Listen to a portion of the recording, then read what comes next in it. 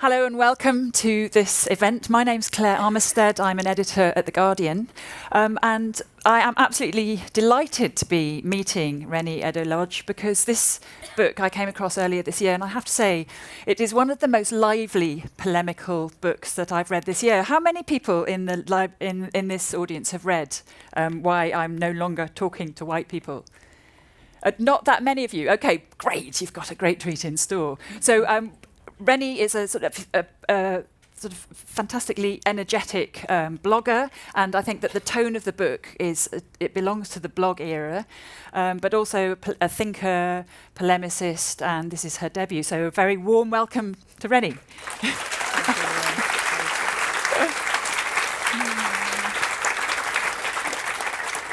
I'll leave plenty of time for you to ask questions because you all have your different takes. And first of all, Reni will read the provocation that started the book. Okay, so the book, I would say, started as something I wrote on my blog maybe 3.5 years ago, which was of the same title. I'm going to read that to you now.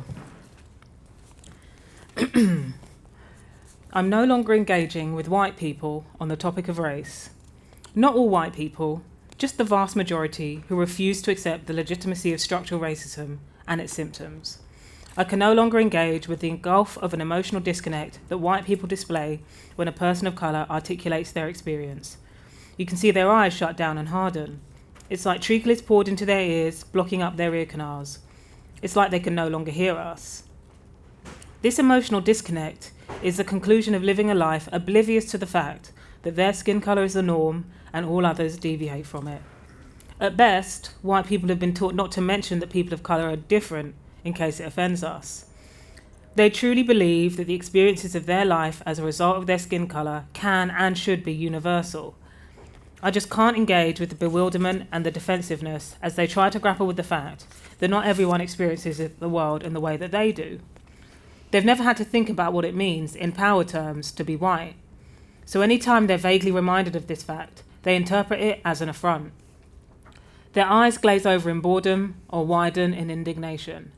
Their mouths start twitching as they get defensive.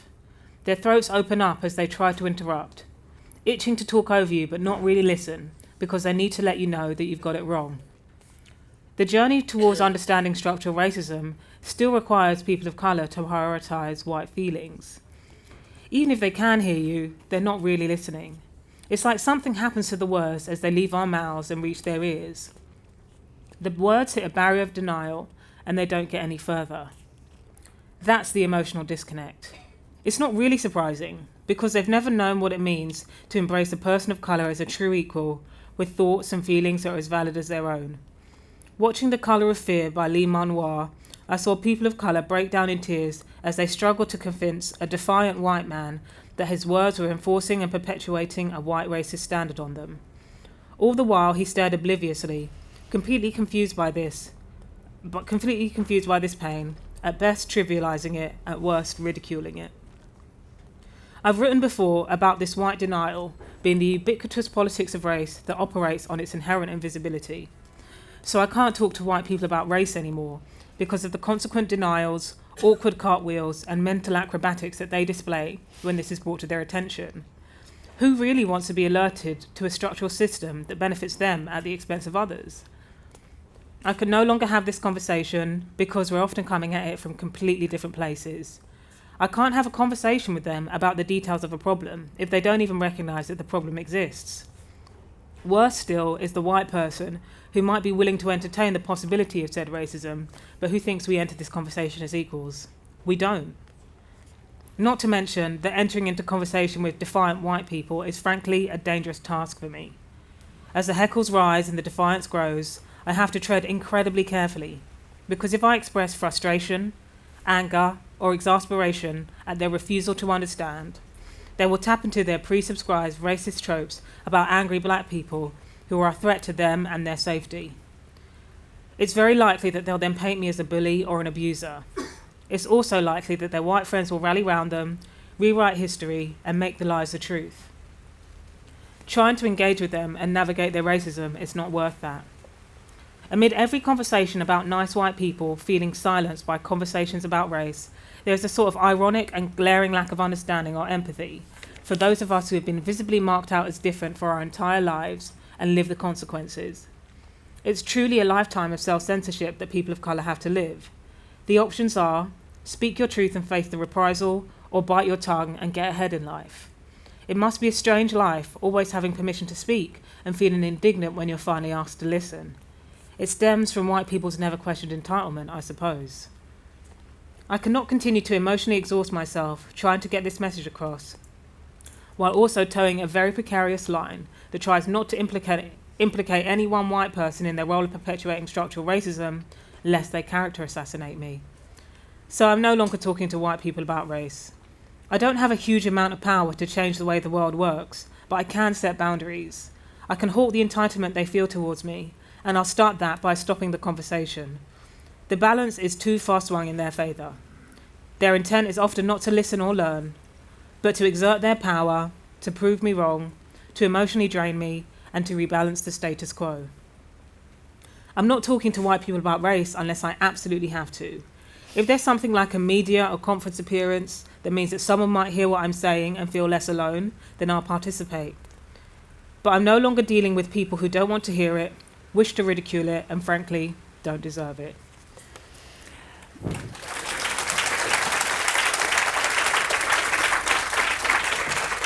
Thank you. And here I am, a white person, talking to you about race. Yeah, but Claire, I think journalism, particularly concentrated around London, it's like something like 94% white at this point. So the likelihood was. Yeah, the likelihood. It would actually be a surprise if I wasn't talking to a journalist who was white. It would actually be a surprise if I wasn't. So what the book then goes on to do is, in 7 chapters, it unpicks that blog, basically, that provocation, and it puts in a huge amount of research and divides it up into sections, and it's like 7 essays basically, and you deal with history, what is white privilege, fear of a black planet, feminist question, all sort of a series of different areas, but absolutely underlying it all is this idea of structural racism. Can you just explain to us what structural racism means?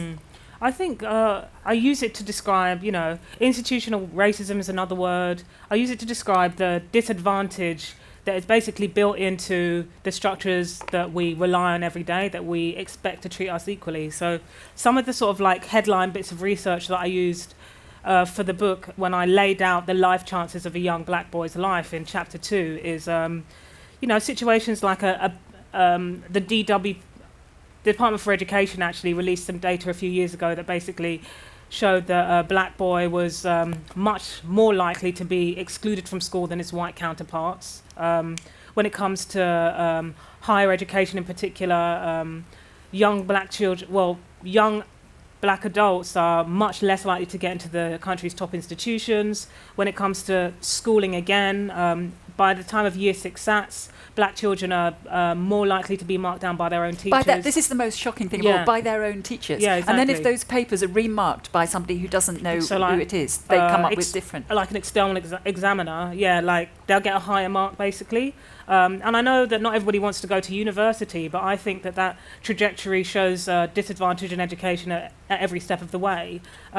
When it comes to university, if somebody does want to go, black students are much more likely to be getting lower grades than their white counterparts. Actually, I think it's like more likely to get the lowest grade out of all racial groups. And then employment in particular, which I think is really scary and shocking because everybody needs a job, is the DWP in 2009 basically sent out about 2,000 CVs that were basically fake names, but 2/3 of those fake names sounded white British, and 1/3 of those fake names sounded either African or Asian. And the results came back, and they basically found that if you had an African or Asian sounding name, you were far less likely to be called to interview than your white counterpart, even with similar qualifications and experience. And again and again and again, I think during my time as a journalist and also a short time working at a race equality think tank, I found that these points in our lives where we should expect meritocracy, there was huge disadvantage like built into it systemically. And it wasn't necessarily about being treated particularly badly by the front face of the institution, whether that be schooling or higher education or employment, but rather it was a quiet, low-level bias that, when you pull back and look at the big picture, is really shocking. And I really wanted to illustrate that. And that's what I mean by structural racism. I think for such a long time we've understood racism to be about the wrong words, the wrong actions, the wrong organisations. But actually I think we need to, because the evidence keeps showing repeatedly, basically, that racial bias and racial disadvantage is so much more big picture, we have to think a little bit more nuanced. And conversely, I think that if, based on the evidence, we accept that there is structural racism that is quite systemic, actually, in a lot of the institutions that we interact with daily, whether they be solid or a bit more nebulous, like the general employment market, then we also have to recognise that if you're less likely to be called to interview because your name sounds African or Asian, then it stands to reason that if your name sounds white British, or white not foreign, then you're more likely to be called to interview. And when it comes to white privilege, I think that's what I'm talking about. It's about that hidden advantage, not so much luxury treatment, but rather if there is disadvantage on one side, we must talk about the advantage that it creates, because disadvantage doesn't happen in a vacuum. And I mean, and you talked about the problem for young black boys, but then there's the problem for black men being more likely to be committed to psychiatric institutions, and when they're there, they're not let out. But also, something I didn't know about is they're less likely to be diagnosed with Alzheimer's. Why could that? How could that happen? Well, I didn't come across any like particularly conclusive research in Britain, but in the States, I know that there was a study done maybe in the last 5 years that was quite disturbing about black patients' pain being taken as seriously by their doctors.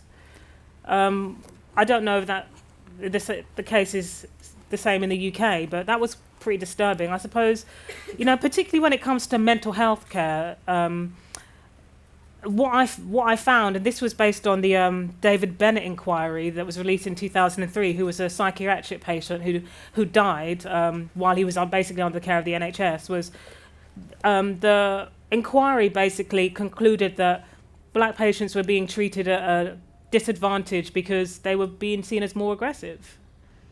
And I think that's really disturbing. To me, to understand why that is the case, we have to look at how racism has shaped our ideas of humanity. Just going back into the history, your first chapter is about histories, and you cover a great swathe of histories. But one of the most interesting details is that the British Nationality Act changed its wording between 1948 and 1962. In 1948, people who arrived from the Commonwealth were described as citizens, and then in 1962 the wording changed to immigrants, and that's when the immigrant word became enshrined in and that's another thing that was a surprise to me. I was shocked by that. Yeah, absolutely. Why did that happen then? Well, I mean, I think it was particularly interesting, the timing of the act in the 40s, it was a lot of people from the Commonwealth who at the time saw the Queen as their queen, had come to essentially rebuild the country. And by the 60s, basically anti-black sentiment was being politically capitalised on, particularly by the far right. So that's my theory. But I thought it was a very subtle change and not something that most people pick up on, because, we could call that 40s act generous, but by all means and purposes, those people were citizens, because their countries had been colonised by Britain, and when Britain said, we need help, we need more labour, they gladly sort of came over, almost in a very loyal way, to help build up the country with white British people. But also the memory of the Second World War was still very active, wasn't it? And the way that people fought together. And by 1962, I suppose that memory is beginning to dissipate for other realities that have come up in the meantime. Yeah, definitely. So why one of the things that absolutely resonates through this book at every turn is language, the use of language. That is, it might seem like a technical point that word changed, but it is, that is a fundamental shift, the way language reflects thinking. Yeah, because it reflects how we're starting to think about these people in our country, how much of a claim we believe that they do have to Britain. Mm-hmm. Now, you've mentioned another of the planks of it is the concept of white privilege. And one thing you say is that white privilege is the absence of the consequences of racism. So I suppose really then I should have really worded it the negative consequences, because the fact of the matter is that structural racism also has positive consequences if you're white. Repeatedly it shows over and over again that you are advantaged by that disadvantage, and that doesn't necessarily mean that that if you're white you are automatically going to be successful in your field, and that neither am I saying that people of colour are automatically not going to be successful. But if you look at the odds, white people are going to be more likely to, because of that built-in disadvantage. And you quote a conversation with somebody over job interviews, for example, where you felt that you had been discriminated against in a job interview, and that she raised somebody else, and she was saying, well, he might just not have been as good in the interview.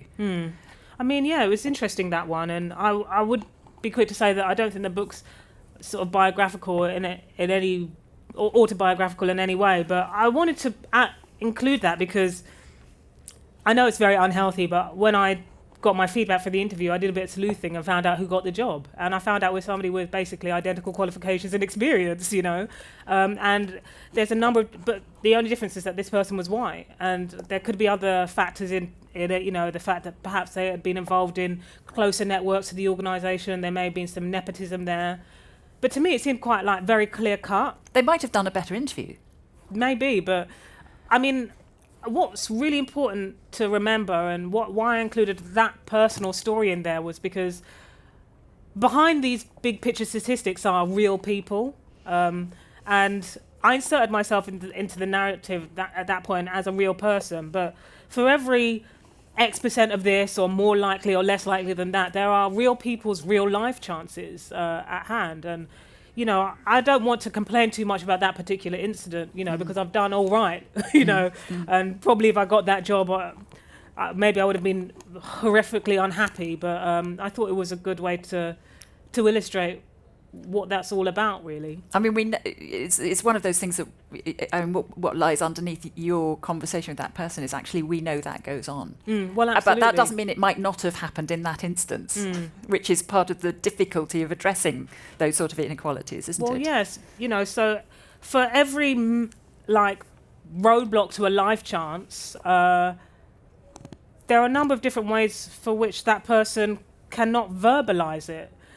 Doesn't know. Nobody can really know for sure. But what I do know for sure is that when I was growing up, I was being told that I have to work twice as hard as my white counterparts in order to reap half the reward from my mum, who didn't have access to a bunch of data about racial disadvantage, but did know that there was something funny going on out there, and that when I did go out in the world to try and make my own way, it wasn't going to happen as fast or as easily for me as my white counterparts, which I would say, as my career progressive, I have found that to be the case.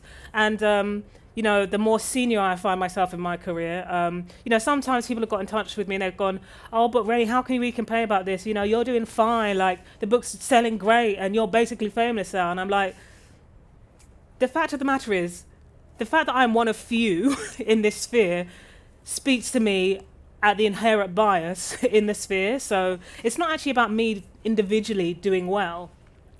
It's the fact that there's so few of me, and that the more senior I get, the wider the spaces are, which tells me that there continues to be a problem. And so, I think that that's sometimes difficult for people to wrap their minds around, because sometimes talking about racism has come across as this person's just aggrieved about somebody treating them badly. But I'm living a nice life, and I'm still annoyed by racism, and I still see the ways in which it is shaping other people's life chances. And this is for somebody for whom I've succeeded with what I've had access to. So, And one of the ways in which this situation is perpetuated is by the representation of society in television, for example, or on film. And you have the particularly lovely example, which is particularly relevant to this audience, of Hermione in Harry Potter, where you were saying, and again, it's another of these little insights. I thought, oh yeah, that's so true. And it's another bit in which you put yourself into it. And Reni was saying, well, of course she's a black girl, because black girls, they're the people who have to work twice as hard and do work twice as hard and as twice as swotty in order to get to the place that their white counterparts do at school. And I thought that was a very, very smart point in the context of a very sort of banal debate about whether a black actress should be allowed to play Hermione. I mean, she does try too hard. But also, I think, another thing that's so important to discuss about those debates about fiction is that there are some audiences who are more comfortable with the supernatural than they are with a non-white lead, and that tells you where the limits of the imagination are. Because the thing about fiction is that it's made up, so like that anyone can technically be any race. But the fact that people keep going back to white as the default and get very angry and defensive when white isn't the default. You had a counter-example, which is who's it that was played by a cat? Was it? Oh, yeah, I think it was Oliver Twist. Oliver Twist played by a cat is more acceptable than Hermione played by a black actor. Nobody flinched an eyelid when it came to that. I think that was the early 90s, but I did look around. I couldn't see any uproar about that. No talk about, you're destroying the canon, this is literature, blah, blah, blah. No one cared. But as soon as it's like well-loved characters who are cast as not white, suddenly there's a problem. Yeah.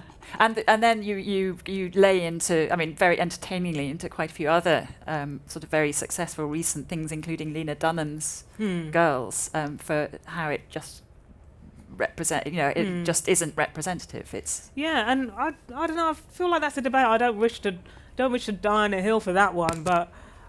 What distressed me about the time, which is why I thought it was worth mentioning, because I don't really care about Lena Dunham, is it's the fact that it was being lauded as such a feminist success at the time it came out by lots of commentators. Oh, it's amazing. It tells you everything you need to know about being a woman today. And I was like, but it's all white. Like, I suppose if your blinkers are that tight, you won't even notice that it's all white. And I think that's a problem. Which brings us to, I think it's your 6th chapter, is it? No, your 5th chapter, which is the feminist question, which is really knotty, isn't it? Because it sort of ties all these issues into the issue of how gender and race play out against each other. Yeah, definitely. And that's another point in the book where I am also involved, and I write from experience in that, I used to be a feminist activist. I wouldn't say I am anymore because that pretty much scared me away, to be honest. Why? Well, because I was banging my head against a brick wall trying to make the case for an anti-racist perspective. I was banging my head against a brick wall. It was going down like a rock. Nobody wanted to hear it. And, I write about that incident on BBC Women's Hour where after being asked to describe intersectionality, in which I sort of said, black women are women too. And so... Intersectionality, can you just explain what intersectionality is, in case people don't know? The aim is really, it was coined by a black feminist academic, Kimberly Crenshaw, back in 1989, and what she was really saying was it's just where the roads cross between race and gender. So many people understand that gender creates a big structural disadvantage for women, which basically men benefit from, and race likewise does the same thing with race. And so when it comes to people who are both black and women, we can no longer continue to compartmentalize in this way, because it creates the melding of two. And actually talking about those things as though they're binary means sort of like receding to male as default or white as default in both instances. So, the feminist movement becomes full of white women, and Black Lives Matter, for example, becomes all black men. And then where are black women supposed to be sitting in that, Just basically she was trying to explain that crossover. And she was a legal scholar, so for her it was very much about how to take on discrimination cases in the law when the law wasn't actually equipped to respond to the needs of black women at that time, because if somebody wanted to talk about being discriminated on the basis of their race and their gender, the law couldn't accommodate that, which seems absurd, really. I didn't give that description on Women's Hour. I just sort of said, it's where gender and race sort of collide to create quite a specific experience that women who aren't white face. And the response I got from that, sorry to butt in, Claire, was then another prominent feminist on the same panel as me, Caroline Criado-Perez, live on air, said, "This is very valid." I'm paraphrasing, but people have been using this to bully me. So then there was this sort of like equation with me and bullying, and then I was asked, "Can you speak for the bullies?" Again, I'm paraphrasing. And she was being bullied over wanting Jane Austen on banknotes, wasn't she? So it was a completely different issue. But there was this raises something really interesting, which is there was a second Women's Hour interview shortly afterwards, and in both cases, you take to task the questioner for having sort of opened Pandora's box almost in the phrasing of their question. Yeah, exactly. They loaded the dice against you. Now that is really difficult for that. I mean, that worries me as an interviewer. You know, you just think, well, how much am I allowed? What questions am I allowed to ask? Well, for me, I took task with both lines of questioning because it was framed as though black feminists who were pushing for an anti-racist perspective in feminism were divisive interlopers trying to destroy the movement. That's how I was asked, and in fact that's how I was depicted after that initial Women's Hour discussion, which ended up with a former Member of Parliament, Louise Mensch, by the end of that day saying, "Reni, you are the bully," tweeting that out to her millions of followers.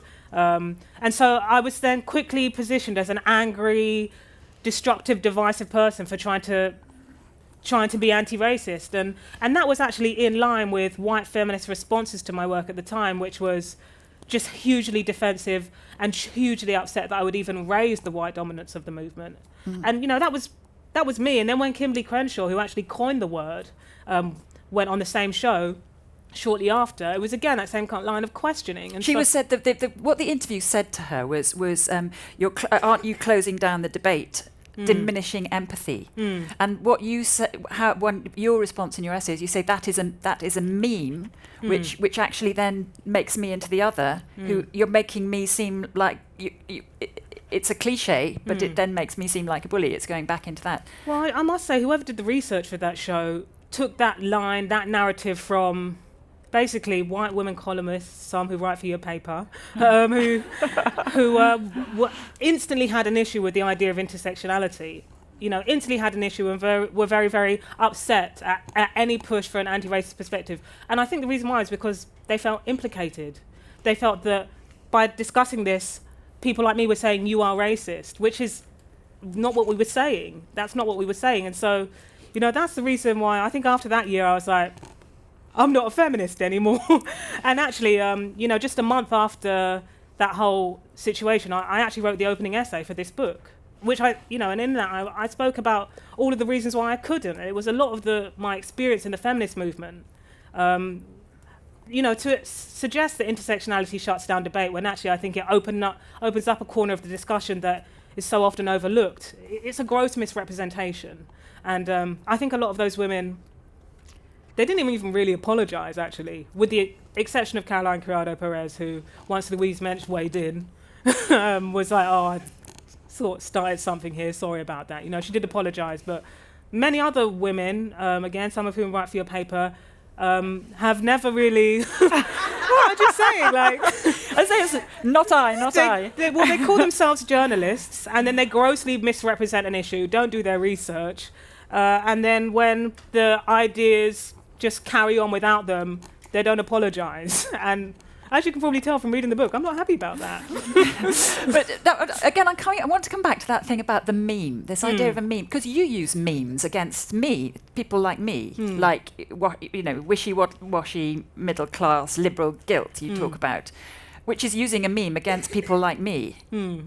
So I don't know about that. Well, I mean, I think it's interesting that you raised that, but I mean, I was using meme in that context to talk about the ways in which basically a misrepresentation of something was then kept being repeated over and over and over again. So suddenly the definition for intersectionality became what those women had defined it to be. I mean, I would say I'm not kind to white liberals in the book. I'm not kind because I think in my experience I found that some of the strongest pushback to my work has come from white people who consider themselves to be progressive.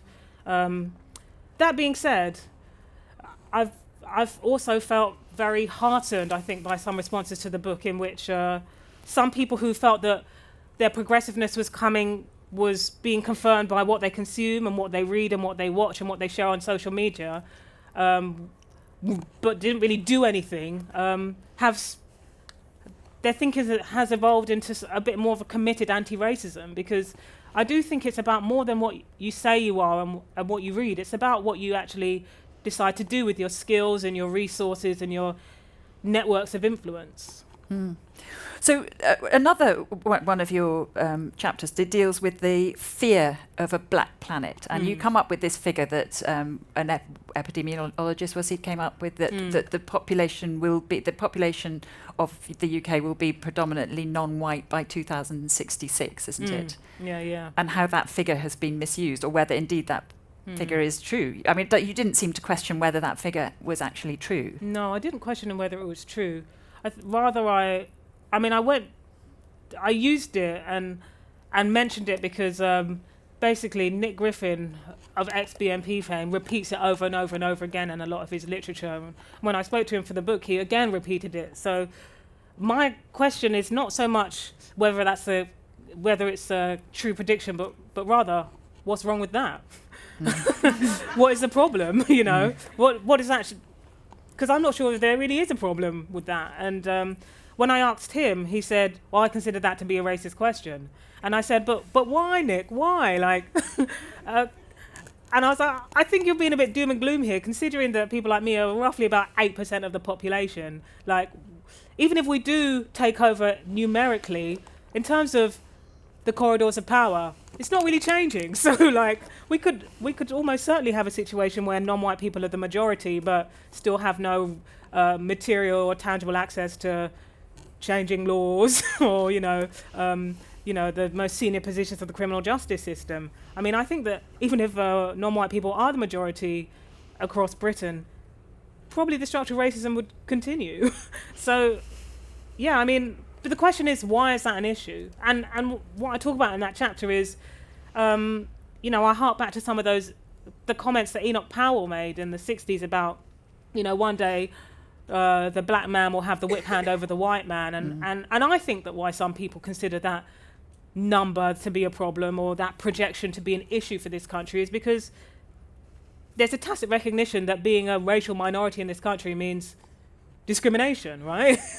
Otherwise, why would you be so upset? And if you are committed to saying that minorities don't experience discrimination, then it shouldn't be a problem for you, should it?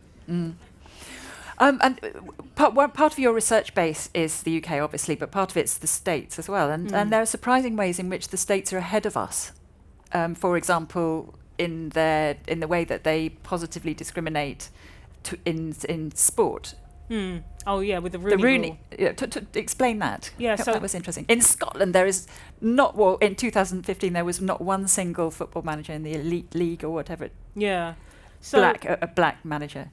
The Rooney Rule idea coming from the States was in order to get more senior black managers in their football, because they realised that actually it was black, Latino, basically just people who weren't white, from racial minorities in the country, basically.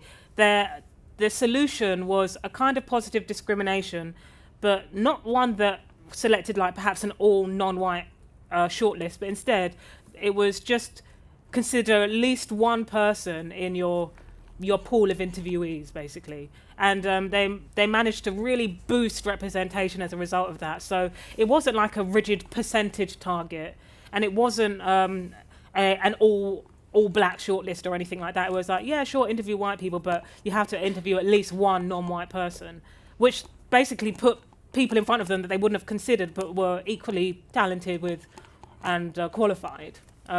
And the idea was being floated in British football a few years back and didn't go down too good. No. And hasn't happened, basically. No. Just all the same arguments. Reverse racism, it's against meritocracy, etc., etc. And I mean, in the States, perhaps it's less controversial to make a case about historical racial disadvantage because they are a little bit more forthcoming about the history of the country and its active role in racist oppression. And so people can be like, okay, so that will shape the ways in which opportunity exists today. Or at least some people. I mean, looking at recent events, some people are actually now trying to justify that history of racist oppression and say, no, that was good. Anyway, but I think here we are less forthcoming about the country's active role in racial oppression. And so when it comes to something like positive discrimination or quotas or even lighter than that, which is the Rooney Rule, I would say it's the lightest out of the three options, the pushback is always, but meritocracy, everyone should have a fair chance, etc., etc. Those people are receiving special treatment, which of course completely discounts the evidence to show the big picture racial disadvantage that those people are attempting to try and succeed in.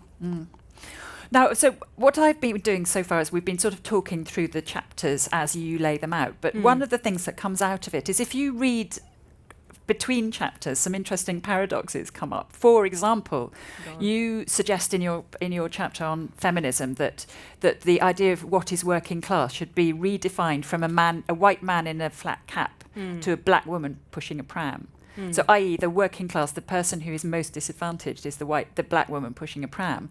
But at school age, it's the boy in the classroom. It's not the girl. The girl does relatively well in the classroom compared to the boy. And I just think that's really interesting, is the cross lines between who is most disadvantaged, which may be different even at different times in your life. Yeah, I mean, actually, when I was looking at that data around education, I could only find specific racial data pertaining to boys. I couldn't find anything pertaining to girls, actually.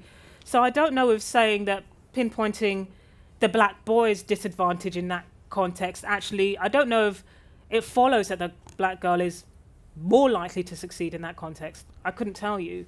And then in my chapter about class, where I talk about, that's in the context of social housing, and particularly sort of like inner city London, because I do think that our working class communities across Britain, particularly in cities, are the most multicultural, even if there is segregation at the core. The people who are, even if there is racial segregation and the white people live there and the black and Asian people live in other areas, the people who are most, let's say, materially, have the least material relationship with wealth, it tends to be a very multicultural crowd. What I was sort of saying there was, in that context, particularly where I'm from, Tottenham, it's more likely to be a black woman pushing a pram than a white man in a flat cap. But I do think that we've fetishized the idea of a white man in a flat cap as the true representation of what the working class in this country is. When actually I think that's not the case. The working class is hugely diverse, hugely. Mostly because that it also correlates with evidence about, non-white people being more likely to be unemployed, more historical rates of unemployment, and more treacherous routes into more middle class employment as well, which is sort of evidenced by the fact I'm working on a piece at the moment when it comes to those more middle class professions. People who aren't white are basically clustered at the bottom of the top. So even repeatedly, even when the more wealthy and rarefied you get, they're still at the bottom of the top. So that's really what I was trying to say there. And yeah, I suppose I'm very, very frustrated and irritated by any narrative that suggests that the working class in Britain is all white. And there is that it is a very big political movement, isn't it? The movement to try and protect the rights of the white working class, in inverted commas. Yeah. Also, we never talk about race in this country apart from that particular context. I mean, when I say we never talk about race, we never talk about white people having a race apart from that context, the white working class, which I mean, I think that's very interesting, the whole construction of it, which... So we're othering the white working class in the way that we other black people. Well, it's like there's an absent referent in it. When we're talking about the white working class, we're saying that people who aren't white aren't working class, or that they don't matter in that narrative, considering there's a lot of those issues cross over as well. Like basic things, like I think McDonald's workers are going on strike today, like McDonald's workers of all races who deserve better working rights. And so why pinpoint the whiteness in that? I think it's pinpointed for a reason. I think it's pinpointed to justify racist narratives, and also sometimes to ventriloquize the words of some white people who are working class, like and anti-immigrant sentiment. Because I'm very careful not to say that everyone in the white working class is racist, because I don't believe that to be true. Like when I say is racist, I mean like overtly, like clearly immigrant hating racist. I don't believe that to be true, actually, not at all. But I think there's been some ventriloquizing going on amongst the middle classes to justify some quite pernicious narratives. Okay, right. It's over to you. I'm sure there must be loads. I've got, yes, right, hands shooting up all over the place. Have we got a mic? Where we're going to have one up there. We've got 2 mics. We've just got one. Yeah, we'll go out to the back first. Hi, Reni. Yeah, hi. I'm here. Oh, hi. Hi, I empathise quite a lot with you. I'm from South Africa and write a lot about race relations, and trying to get white middle-class liberals to engage with this topic is so difficult. And one of the issues that, we talked about a little bit earlier, talked about language, immigrant and citizen. The phrase white privilege, I've come to feel is really stopping and blocking this progress that we want, this world we want to achieve, because it gets everybody's backs up. Because if you look in Britain, if you look in South Africa, if you look in America, so many white people do not see themselves as privileged, and they're using their own definition, not this new definition. Do you mind? Yeah, I just want to answer. I just want to say, yeah. My question is, do you not think we'd be better off using a phrase like structural oppression, really, to move this forward, rather than white privilege, which seems to shut this debate down? I mean, are we taking it in threes, or...? No, because we've got only one mic, haven't we? Okay. Yeah, right. so if you Sorry, go... just yeah, one. so take that one, yeah. I mean, I hear what you're saying, but I've yet to find a way of talking about the structural advantage that white people have, that white people like. There's no way to discuss this. Like, there's just no way to... There's no way that I can phrase this in which white people are comfortable in, thus far. I've yet to find it. Because it's a direct challenge. I keep saying over and over again, when I talk about privilege, I'm talking about a structural advantage, less so luxury living. I don't know. I mean, I could just repeat. Yeah, I mean, I can just keep explaining what I mean. But also, I think what's also interesting to know is that the person who came up with that term, white skin privilege, was a white man. He was a Marxist, and he was speaking specifically about workers' rights. An incident where this was in Brooklyn, in New York, where white and black people were, going on strike or something along that against their employer, and he wrote that.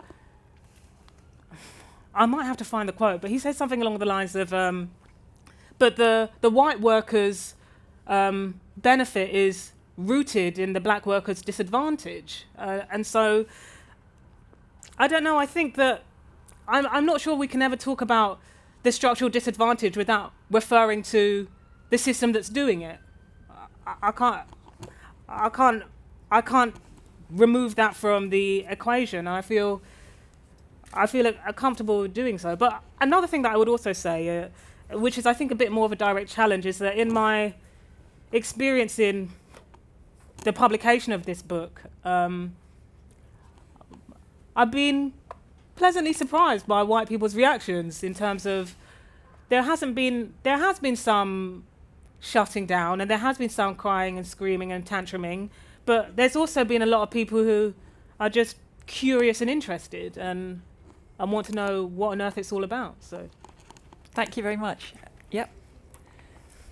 I wanted to say thank you for the book. I've read it, and it's fantastic. So please do get a copy. But one of the things I was interested in, two things, actually.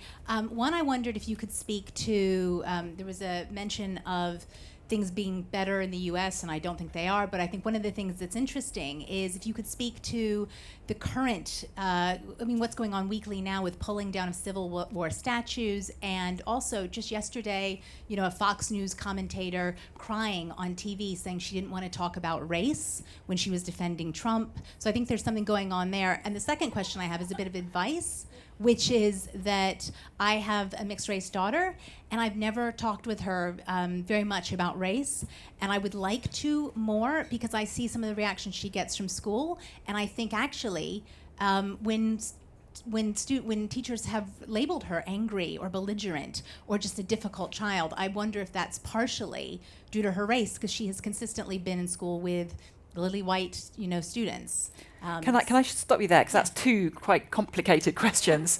Right, first, it's good, very good, but complicated, yes. In terms of statues, particularly in the States, Confederate statues of Confederate leaders, well, I think that the biggest pushback to any campaign against a statue is, we can't really erase our history.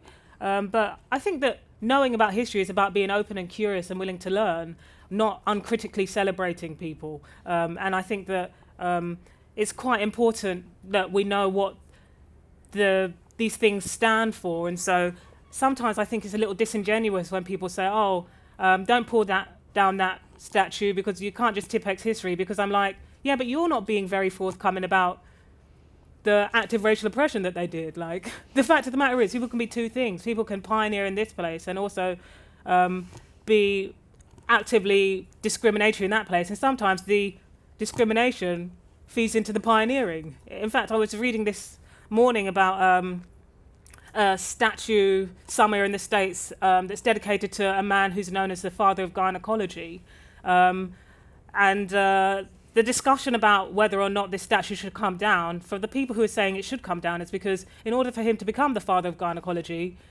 he bought and sold black women slaves and basically tortured them. And to suggest that is... we have to have an honest conversation about history in that context. We absolutely have to. It's no good to just be like, let's just uncritically celebrate this person for what they did, when there were horrors behind it, even if it was of the time. I wonder sometimes if keeping statue up people are willing to actually have that conversation rather than just keep trying to squish it down. Because the fact is, no one is overtly good or overtly bad, but we need to be honest about that. And then the second part of your question, I suppose I don't have any children of my own, but I do talk about it in the book, and you'll know this because I've read it. I have an interview with a mixed race person for whom they struggled having conversations with a parent because the parent was in denial about racism, actually, and never listened to them with an ear of understanding or an ear of believing their testimony. It was always, oh no, but it could have been this, oh no, but it could have been that. And they really struggled. They said they loved their parent deeply, but also was very angry towards them for those reasons. And I guess my only advice would be just listen to what your child is saying with an ear of understanding, and don't doubt their testimony on it. Because unfortunately, I don't get this anymore because I published this book. I've got a bunch of credibility now, but for the majority of my life, in trying to attempt to talk to white people about some things that have happened towards me, I've always hit a wall of denial. I've always told, no, that absolutely can't be the case. And I think that's really demoralising. Thank you. Just go into the middle there.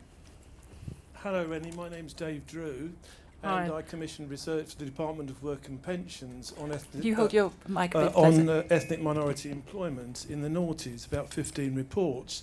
One of them was a report you referred to about application forms having black names, and it took twice as long for somebody to get an interview if they had a black name compared with a white name.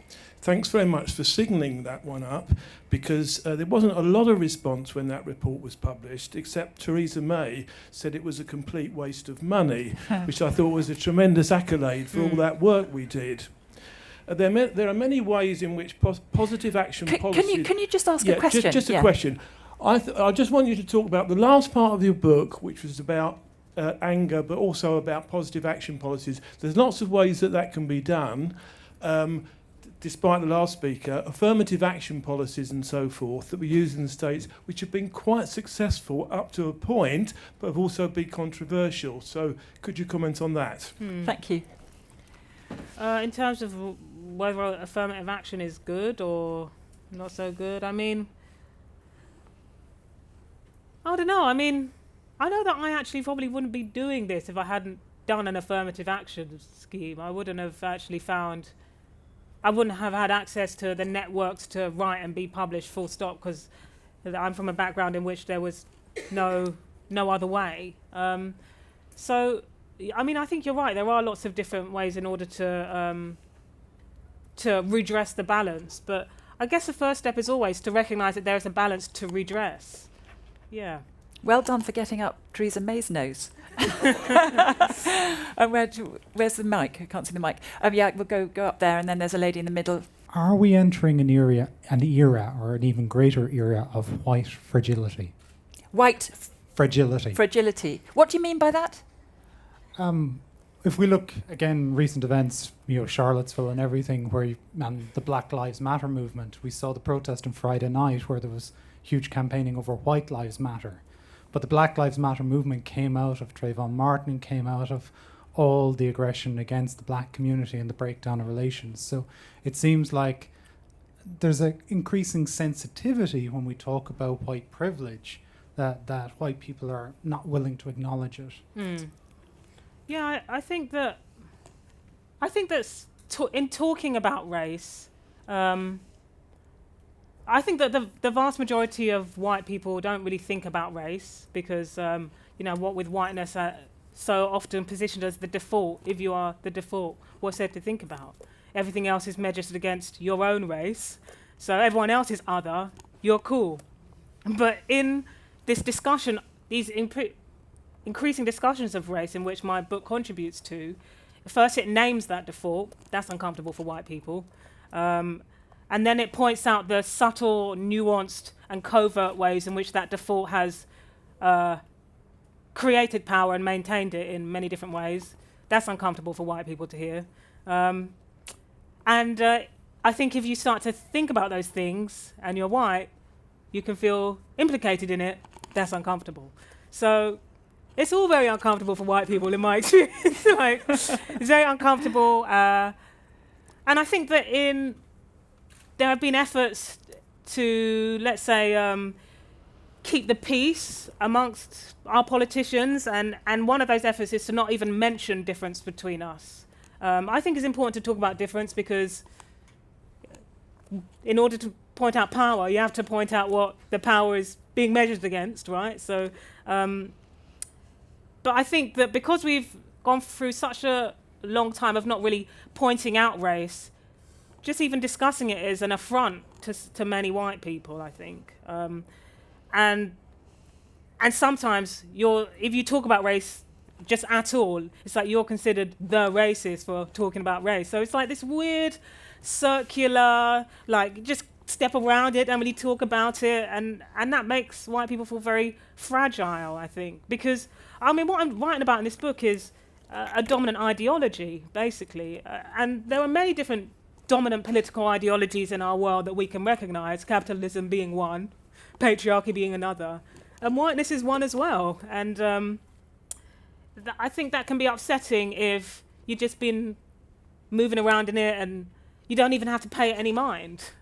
Just like you recognize how capitalism is super duper insidious when you don't have much money in your pocket, but when you're doing well, it's not bothering you, So I think that's why it's causing some fragility. Can I just add one thing, which I think maybe will amplify a little bit what you're getting at, which is your statement that racism is prejudice plus power.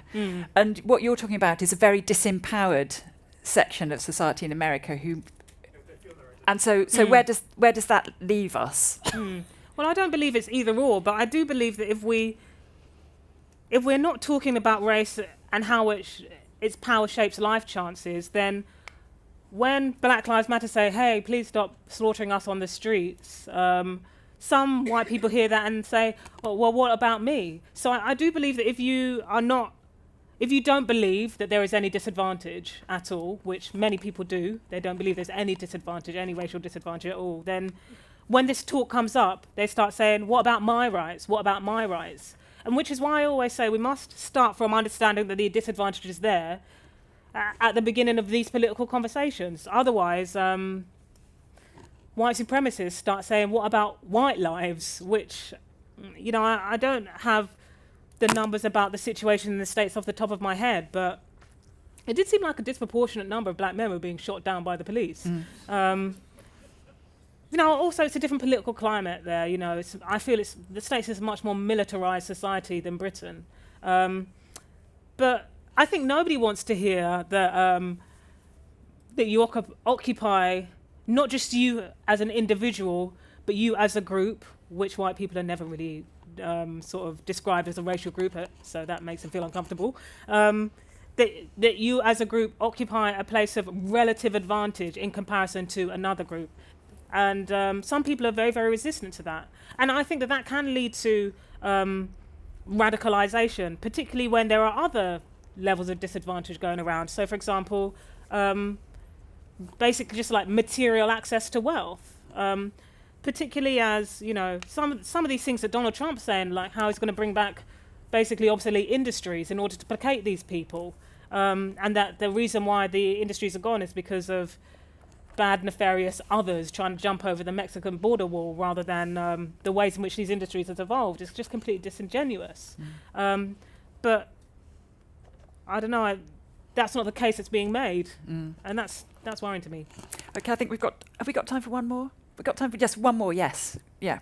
Hi, Reni. Hi. First and foremost, I really want to say thank you for writing this book. It is amazing, and you articulate so many points really in a way that's been easy for so many people to engage with and understand, so well done to you. Thank you. And the question I want to ask is, in one chapter you interview Nick Griffin, who, as you mentioned, is mainly famous for being racist. And as a journalist, that put you in a slightly vulnerable position in that, as you mentioned, he had your phone number and so on.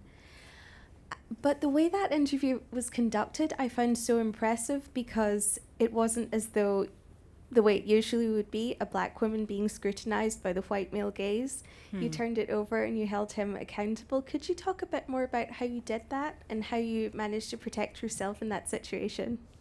Okay, that's a good question. I should probably start off by saying a lot of people have had a lot of opinions about that interview. One being, oh, well, he's just like dead weight in the political sphere anyway, like you interviewed the wrong person.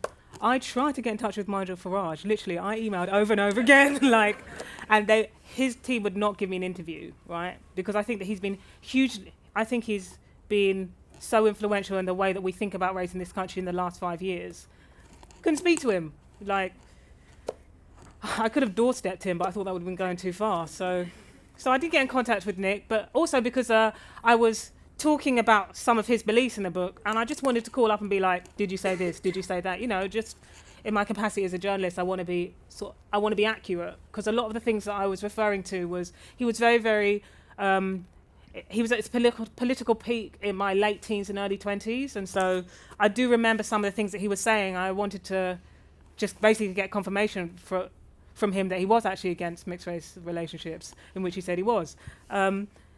In terms of keeping myself safe, well, I can tell you about the logistics of it. An editor that I work with wrote a book on the BNP, so he just sent me Nick Griffin's number, and then he sent me his address. I wrote him a letter. He emailed back, etc., etc. It was not that difficult. It wasn't mentally taxing or anything. It was kind of odd because this person's had so much influence, not just in the country, but also, I felt directly attacked when he was saying what he was saying back in 2008. I think a lot of us did feel directly attacked, so that was a little bit anxiety inducing, but I did just treat it with sort of journalist head on. You need to get your quotes from this person, let them speak at length, and I did, and he's not really responded to the book or his portrayal in the book, I very much doubt he would pick it up anyway. I don't think it's his book, so it's not You for did him. the best journalistic practice. You let him hang himself. Well, yeah, I just let him speak. And I think that, when I was involved in student activism some years ago, there was a very long, painful debate about the ethics of no platforming fascists, basically, and Nick Griffin was absolutely part of that group of fascists. And I wondered if I might get some flack for including it. And because I did wonder to myself, is this responsible? But I think it's all about the context in which the speech is in. And I think it's in a critical context. It is in a critical context. I wanted to really pinpoint some of those, particularly like fear of a black planet ideas that I think are still very prevalent today. I feel he had a very instrumental role in placing those ideas in the public sphere and placing those ideas in people's minds. Similarly, he was back almost 10 years ago now. He was talking about the white working class basically being besieged by immigrants. I wanted to go back to one of the most recent sources for those arguments, really, because those arguments have now become more respectable. There are, broadsheet columnists writing about those same ideas now, and people on very high senior levels of particular fancy schmancy boards. And I wanted to just take it back to, who was saying this 10 years ago? Oh, it's Nick Griffin. So are those arguments more acceptable now because the people who are saying them are a little bit closer to, acceptable organisations? I'm not sure if those arguments are more acceptable. Well, now we're going to have to stop there because we've gone over. And isn't it ironic that we've ended up with Nick Griffin? But I'm not going to let it end up with Nick Griffin because I'm going to quote the person you quote at the end of the book, who sort of summed it all up, and it's a white man. It's Terry Pratchett, and it's "There is no justice, just us." Thank you very much, Reni, for brilliant. I've been to Reni Eddo-Lodge talking about why I'm no longer talking to white people about race, and I absolutely loved the book when it came out, and I saw she'd done quite a lot of publicity events for it down south, so I'm really glad she came to the Edinburgh Book Festival because all my friends down south have been to see her and I hadn't, so that was cool. It was absolutely excellent. It was fascinating. I could have listened for hours. It was such a shame it only lasted an hour. It could have gone on. It was just absolutely fascinating, really was, just great. I'd heard her be interviewed on Woman's Hour and it just sparked my interest, and I thought, I'd like to hear some more. It humanises the book, doesn't it? It makes you see that person. It makes you see what's the soul behind the writing, and I'm sure it's in there as well, but it just adds an extra dimension, extra experience, which makes it very special. It was a very enlightening experience for me because not being a white person, I think it was kind of reflected my own experience of life. I thought it was excellent. This is my first time at the book festival, and I thought Reni was excellent. She was everything I expected, but I didn't have the book before, so I was interested to know what she had to say about it before buying the book. I was going to buy it anyway, but I wanted to know what she had to say, and and I was interested to see how the audience would interact with her as well, which was quite interesting. Especially us being in Scotland, because I think race relations is very different in Scotland than it is in England. So yeah, that was quite interesting.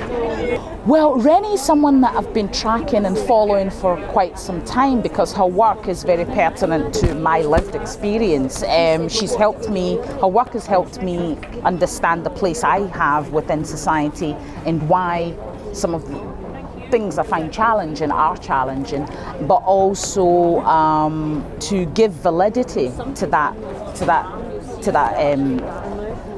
those feelings and those emotional reactions to racism and living in a white-dominated world.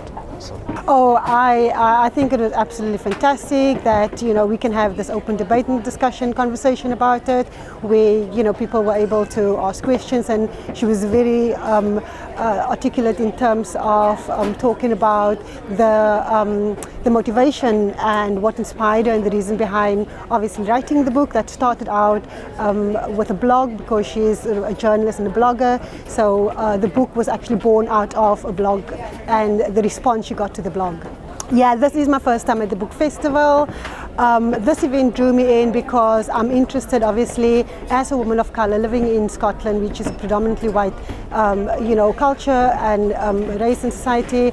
And this book particularly interests me for that reason, also in terms of, my own personal experiences of racism, not only living in Scotland, but also as a South African person who has sort of grown up and lived in the apartheid era. I think, this is a conversation that we've been having for centuries, not decades, and it's necessary that we need to progress and continue to have these conversations so that we can acknowledge, I suppose, white privilege and also structural oppression, in terms of, if I should theme it in terms of the main themes out of today's conversation, was that for me.